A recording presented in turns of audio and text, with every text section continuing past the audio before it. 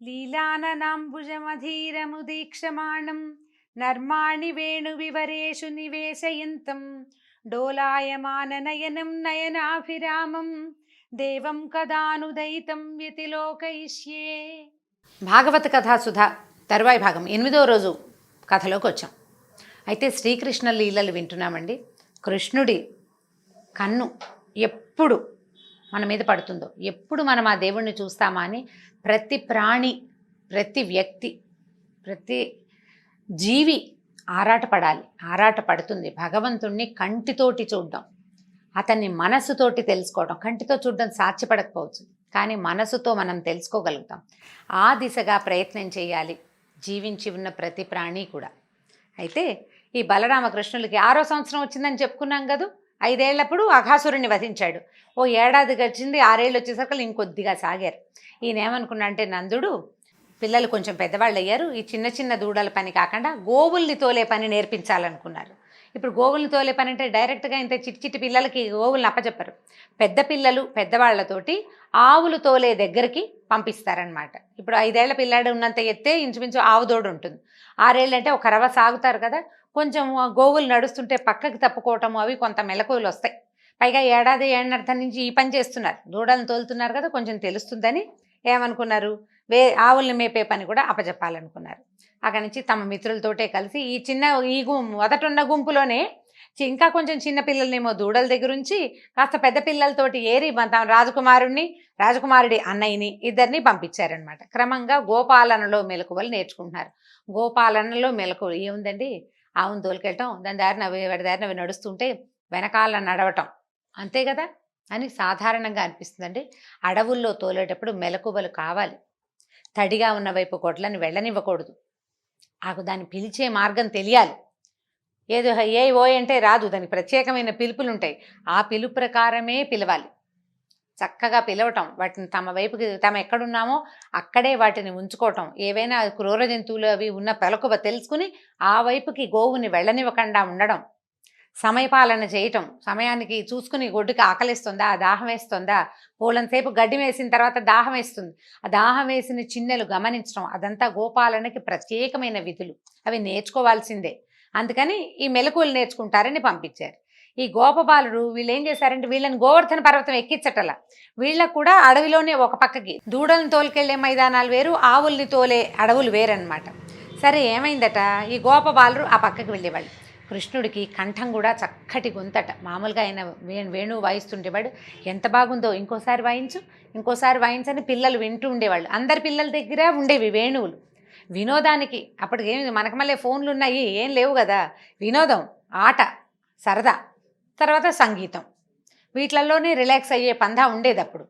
పిల్లలందరి దగ్గర ఉండేవి. కృష్ణుడిది ఒక ప్రత్యేకమైన బాణి. అసలు ఆయన వేణు వాయిస్తుంటే ఆవులు అటు ఇటు వెళ్ళేవి కాదట. చెవులు దోరబెట్టి ఈయన వైపే చూస్తూ ఉండేవి. ఆయన ఎక్కడుంటే అక్కడికి వచ్చేసేవి. ఆవు కృష్ణుడున్న దగ్గరే ఉండేవట. ఈ పిల్లలు కూడా మైమరిచిపోయి వినేవాళ్ళు. తర్వాత ఒక్కొక్క ఆవుకి ఒక్కొక్క పేరు పెట్టేవాడట ఆయన. మంజులవాణి, మృదుభాషిణి, ఇట్లా చొప్పున ఒక్కొక్క ఆవుని పేరు పెట్టి పిలుస్తుంటే అసలు ఆ పిలిచే పిలుపుకి ఆ పిలుపు తమ కోసమే ఉంటే బాగుండేది అనిపించేదిట. అంత అత్యద్భుతమైన స్వరం, అంత మెస్మరైజింగ్ వాయిస్ అన్నమాట. ఏ ఆవుని పిలుస్తున్నాడో ఆ ఆవు రావటం కాదు, ఇంకొక ఆవు నన్ను పిలవటం లేదేమిటని చూసేదన్నమాట. గోపబాలుడు అందరూ కూడా, గోపాలకులు కూడా, ఏమి కంఠం, ఈ కంఠం వినడానికే పుట్టాం కదా మనం అని అనిపించేది. ఆ కంఠస్వరం కూడా అట్లా మేఘ గంభీరమైన కంఠస్వరం, చాలా బాగుండేదట. 6 ఏళ్ల పిల్లవాడి పసివాడి కంఠం కాదు, పిలిచేసరికల్లా ప్రాణాలతో పరిగెత్తుకొచ్చే పంచప్రాణాలు ప్రభువుని చేరాలనిపించేంత అత్యద్భుతమైన పిలుపులు, అంత అద్భుతంగా ఉండేదట.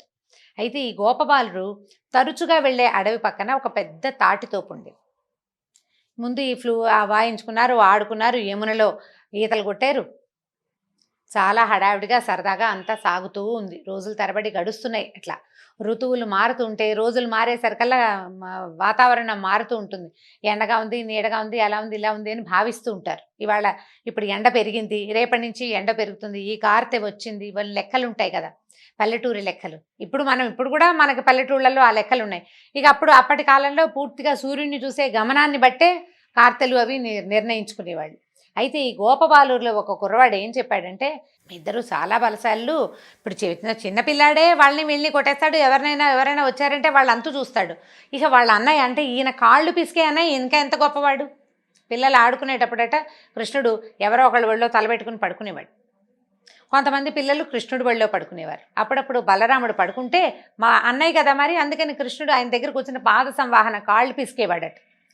బలశాలి అయిన వాడు ఒక అన్నయ్య కాళ్ళు పిసుకుతున్నాడంటే ఆ అన్నయ్య ఎంత గొప్పవాడు, ఆయన ఇంకా బలశాలి. కాబట్టి మీ ఇద్దరు ఇంత గొప్పవాళ్ళు.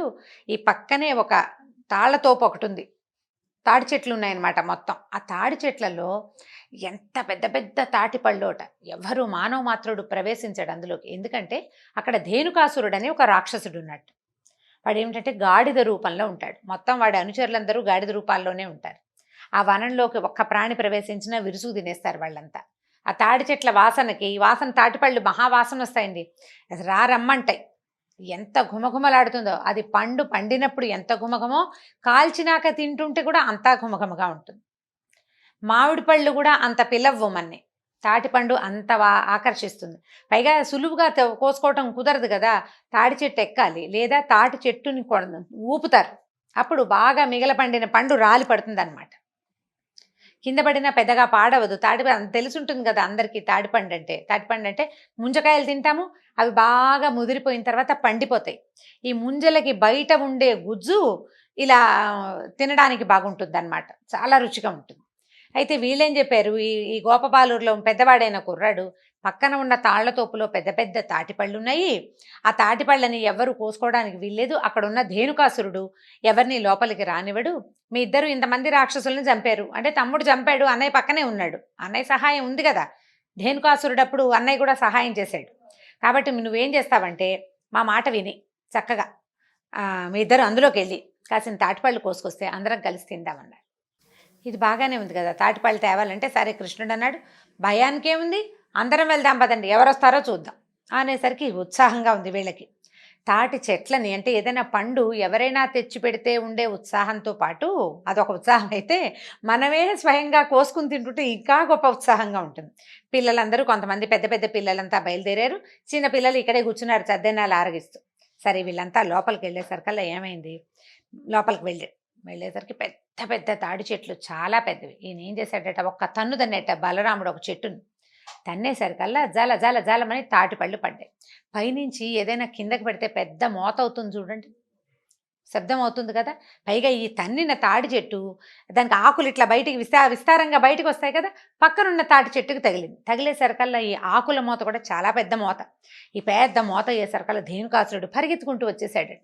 ఎవరో వచ్చారు తాళ్లతోపులో. కానీ రావటం ఇతను ఏం చేస్తాడంటే, ఈ గాడిద రూపంలో ఉంటాడు కదా, ముందు కాళ్ళతోటి శక్తి ఏమి ఉండదు, గాడిద వెనక్కి తిరిగి వెనకాళ్ళతోటి తంతుంది.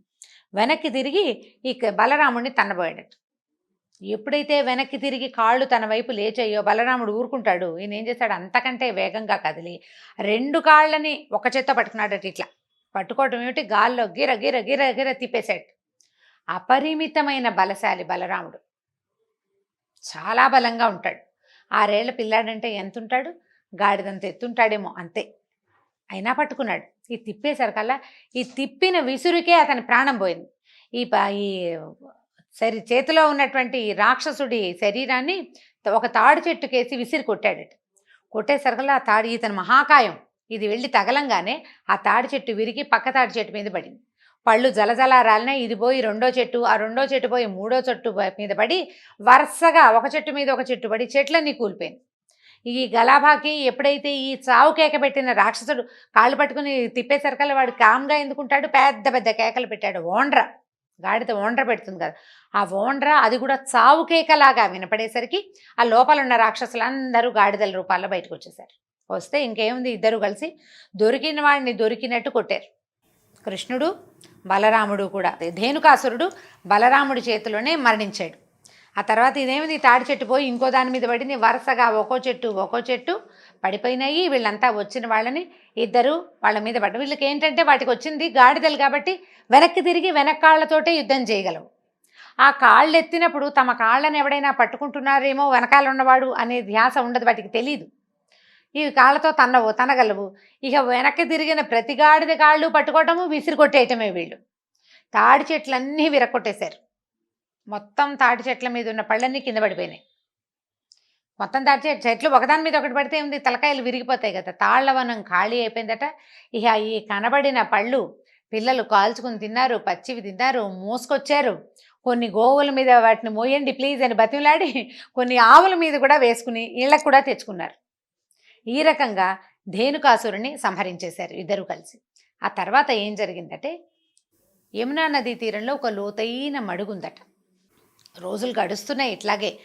పొద్దున్న నుంచి సాయంకాలం దాకా అడవుల్లో తిరుగుతారు, ఇంటికి వస్తారు. తల్లులు చక్కగా పిల్లలు రాగానే సాయంత్రాలు శుభ్రంగా అంటే బురదలో తిరిగొచ్చారు, మట్టిలో తిరిగొచ్చారని ఒంటికి నూనె రాసి చక్కగా స్నానాలు చేయించి వేడి వేడి అన్నాలు తినిపించి పెందరాళ్ళే పడుకోబెడతారు. వీళ్ళు పొద్దున్నే లేవటం, మళ్ళీ ఏముంది, మళ్ళీ ఆవునో దూడనో తోలుకుని ఊళ్ళో ఉన్న పిల్లలందరూ బయటికి వెళ్ళిపోవటం. తల్లులు ఇళ్లలో పని చేసుకునేవాళ్ళు. సాయంకాలం అయ్యేసరికి మళ్ళీ వెనక్కి తిరిగి వెళ్ళేవాళ్ళు. ఇది రోజుకొకటి జరిగిందని చెప్పబడటం లేదండి. అట్లా కొద్ది రోజులు గడిచి కొంచెం ప్రశాంతంగా పిల్లల ఆటపాట అన్నీ ఆడుకుంటూ వీళ్ళు హుషారుగా ఉంటారు. మధ్యలో ఒక ఉత్పాతం జరుగుతూ ఉంటుందన్నమాట. అయితే ఏమైందట, ఈ యమునా నదీ తీరంలో ఒక లోతైన మడుగుందట. వీళ్ళు యమునకి దగ్గరలో ఉన్నారు కదా, అంటే నదీ తీరంలో మడుగు ఉండటం ఏమిటంటే, ఈ నదీ పరివాహక ప్రాంతాల్లో చెరువులు ఏర్పడతాయి. సాధారణంగా ఏం చేస్తారంటే, చెరువులు కొంచెం ఊళ్ళకి దగ్గరగా తవ్వుకుని ఈ నది నుంచి కాలువలు ఏర్పరచుకుని కాలువలో నుంచి నీళ్లు ఆ చెరువుల్లోకి పారేటట్టు ప్రతిసారి నది దాకా రావక్కర్లేకుండా అన్నమాట. ఇట్లా మానవ నిర్మితాలైన మడుగులుండేవి. కొన్ని సహజంగా వానలు పడ్డప్పుడు గుంటలు ఏర్పడి క్రమంగా అవి మడుగుల్లాగా ఫామ్ అయ్యేవి. అట్లా ఏర్పడిన ఒక మడుగుందట. ఆ మడుగులో కొన్ని విషసర్పాలు ఉన్నాయట కొంతకాలంగా. అదేంటంటే ఆ మడుగులో నీళ్లు విషమయంగా ఉంటుంది. ఎప్పుడు చూస్తే తుక ఉడుకుతున్నట్టు ఉంటుంది. అంతా విషమేట దాని నిండా. దాని దగ్గరికి ఎవ్వరూ వెళ్ళరు. జంతువులకి వాటికి స్పష్టంగానే తెలుసు. అయితే ఈ పరీక్షన్ మహారాజుకి సుఖమహర్షి చెప్తున్నాడు, కృష్ణుడు ఆ మడుగులో నీళ్ళని శుభ్రం చేశాడు, అక్కడున్న సర్పాలని తరిమేశాడు, ఆ నీటిని తపానయోగ్యంగా తయారు చేశాడు అని చెప్పేసరికల్లా పరీక్షిత్తుకి సందేహం వచ్చింది. ఎలా? మామూలుగా పెద్ద పెద్ద చెరువుల్లోనూ వాటిలోనూ ఏవో 2-3 పాములు ఉంటాయి. అవేవో ఉన్న కప్పలనో చేపలనో పురుగులనో తినడానికి నతగుళ్ళని వాటిని తినడానికి వస్తాయి. కానీ ఒక మడుగే పూర్తిగా సర్పాలకి ఆలవాలంగా ఎలా అయ్యింది, ఎలా విషతుల్యం అయిపోయింది, అక్కడున్న నీరు విషతుల్యం అయిపోయింది అంటే ఏదో ఒక చుక్క వేస్తే కాదు కదా, మడిగేడు నీళ్ళలో ఇంత విషం వేస్తే కాదు, దాని నిండా అది ఎంత ఉందో ఎత్తుకు ఎత్తు విషం ఉంటేనే విషతుల్యం అయిపోతుంది. ఎలా జరిగింది అని అడిగితే ఈయన చెప్తున్నాడు సుఖమహర్షి, ఆ మడుగులో కాళీయుడనే మహాసర్పం తన పరివారంతో నివాసం ఉండేది. వాటి విషం చేత నీరు మరుగుతోందనిపించేదట. తర్వాత ఆ నీటి స్పర్శ తగిలిన, ఆ నీళ్ల మించి వచ్చే గాలి తగిలిన ఏ జీవి బతికేది కాదట, బతకదు. ఆ సమీపంలో వచ్చే జంతువులు, ఆ పైన గాల్లో ఎగిరే పక్షులు కూడా ప్రాణం పోయి పడిపోయేవి. అక్కడి నుంచి చుట్టుపక్కల ఉన్న చెట్లన్నీ ఆ వేడి గాలికి అన్నీ చచ్చిపోయేవట. మొక్కలు కూడా ఉండేవి కాదు పెద్దగా. ఏవో మొండి చెట్లు 1-2 ఉండేవి తప్పిస్తే చిన్న పొన్న ఏమీ లేదు. అసలు పచ్చదనమే లేదు. మామూలుగా నీరున్న చోట ఎంత పచ్చగా ఉండాలి, కానీ పచ్చదనం లేదు. విషం వల్ల అది కాళీయుడనే సర్పానికి ఆలవాలంగా అయ్యింది అని ఆ మడుగు గురించి చెప్తున్నాడు. రేపటి కథలో మనం కాళీమర్దనం కథ విందామండి. సాకల్యంగా తొందరగా చెప్పడానికి అది నిదానంగా చెప్పుకుందాం. ఇంతటితోటి ఈరోజు భాగవత కథాసుధ సమాప్తం. నమస్కారం.